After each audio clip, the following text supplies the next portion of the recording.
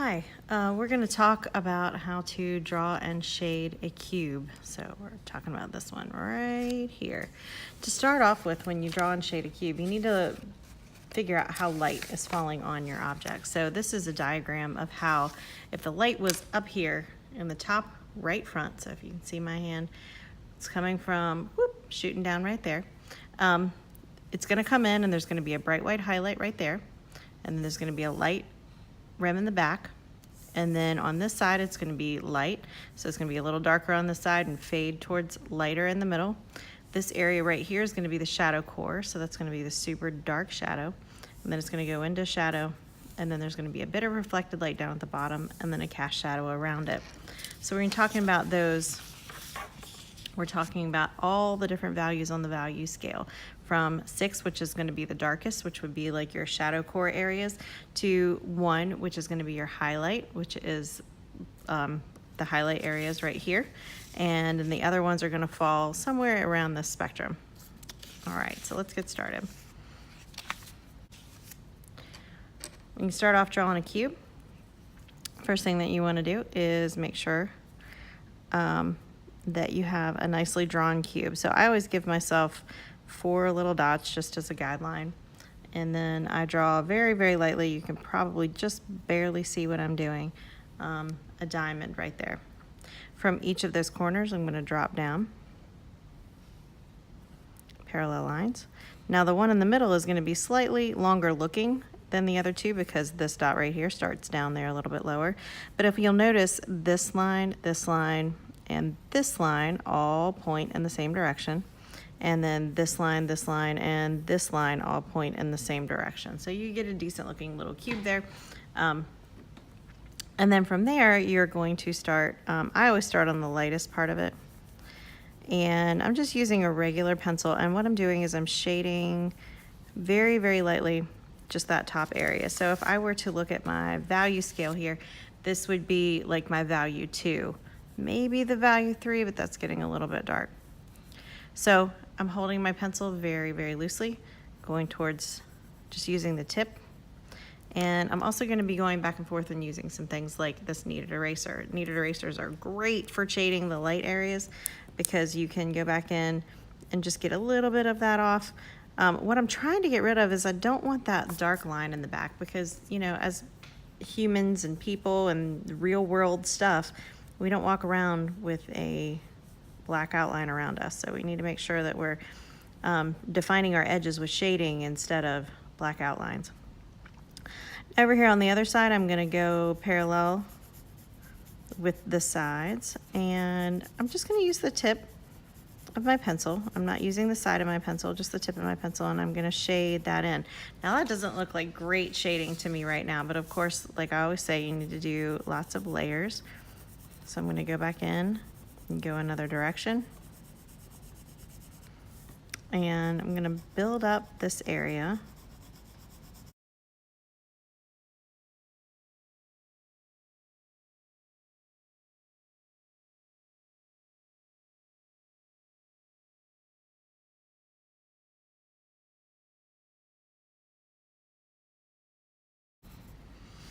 Okay, so I built up that area just using layers and the tip of my pencil.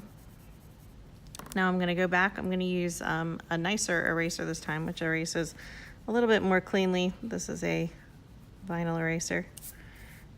And I'm going to pull back, make sure that those edges are nice. Now, up until this point, I just used a regular old number 2 pencil, but now that I'm going into the darker areas, I am going to start using my drawing pencils. So I'm going to use my 6B. I'm going to start in this corner up here up front, because when the light comes down, it's going to catch this corner, and then this area right here is going to be very, very dark.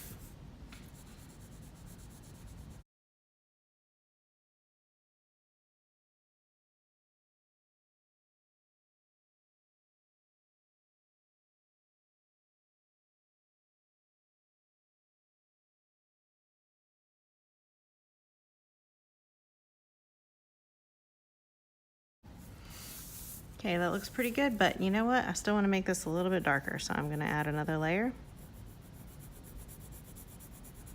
just in this corner.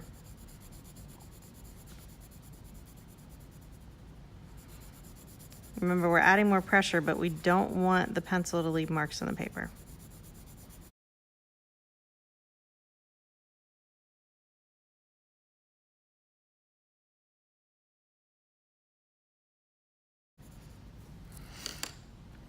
Now this 6B pencil that I used, because it's so soft, it creates a lot of texture. I don't know if you can see that texture in there. I don't want that texture. So a really good way to get rid of it is not to rub it with my finger. Please don't ever do that. Don't want to rub with your finger.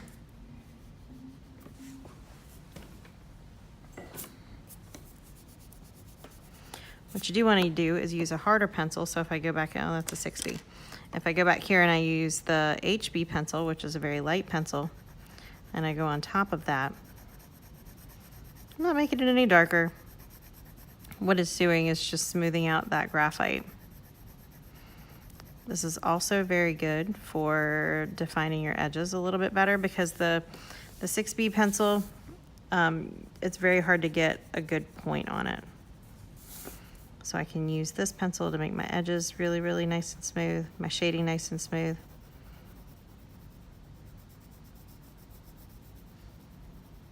And don't forget that reflected light down here at the bottom, because that's what's gonna make the difference between the cube and the cast shadow. So now I'm gonna do the cast shadow. The cast shadow, because the light is coming from this way, is gonna come out from here. It's gonna go back around this way and then back up around the cube. The shadow should be very dark because we're doing very dramatic lighting, single source lighting on this cube.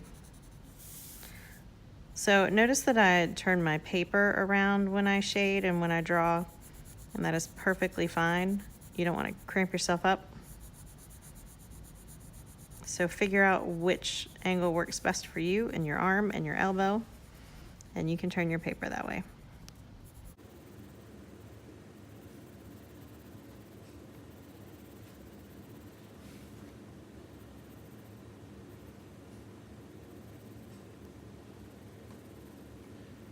Okay, there we go. So we just need a little bit more cleanup. Go around the edges. And I'd probably do a little bit more work to that, but that is your basic cube.